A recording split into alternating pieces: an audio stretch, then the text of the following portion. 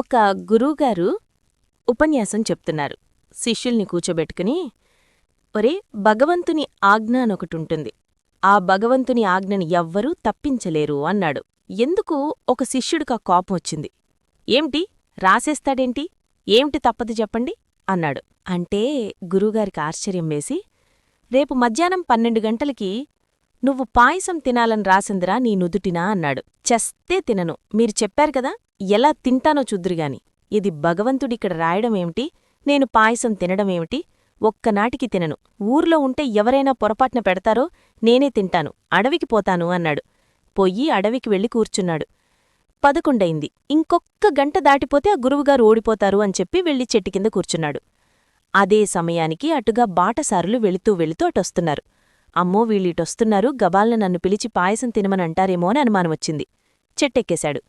ఆ బాటసారులు వీడి కర్మకొద్దీ ఆ చెట్టు కిందకి వచ్చారు.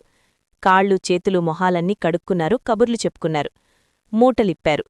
విప్పితే వాళ్లకేమి కోరిక పుట్టిందో అందరూ పాయసమే తెచ్చుకున్నారు. తెచ్చుకుని పాయసం విప్పి అందరం కలిసి పాయసం తాగుదామని తాగబోతున్నారు. గుర్రపు డెక్కల చప్పుడు వినబడింది. ఖచ్చితంగా 12 అవుతుంది టైము. అమ్మబాబోయ్, దారిదొంగలొస్తున్నారని వాళ్లు పారిపోయారు. పారిపోయేటప్పటికి ఆ దారిదొంగలు గుర్రాలమీద వచ్చి, మంచి ఆకలేస్తోందిరా, ఇదంతా పాయసం ఉంది, తిందామని కిందకి దిగారు.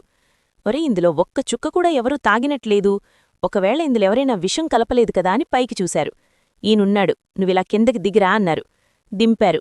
ఏరా నువ్వు, ఇందులో విషం కలిపావా అన్నారు. మహాప్రభూ, నాకసలేమీ తెలీదు, వాళ్ళెవరో పెట్టారు అన్నాడు. నువ్వు అయితే ముందు తాగు అన్నారు. అయ్యో, పాయసం తప్ప ఏదైనా తాగుతాను అన్నాడు. అమ్మా, అయితే వీడికే తెలిసిందిలో రహస్యం. నువ్వు తాగుతావా పొడిచేయమా అన్నాడు. ఏం చేస్తాడు? ఖచ్చితంగా 12 పాయసం తాగాడు. వాడికి ఏమీ అవ్వలేదు, అవ్వాల్సిందే అయిపోయింది. దేవుడి లీల అర్థమైంది.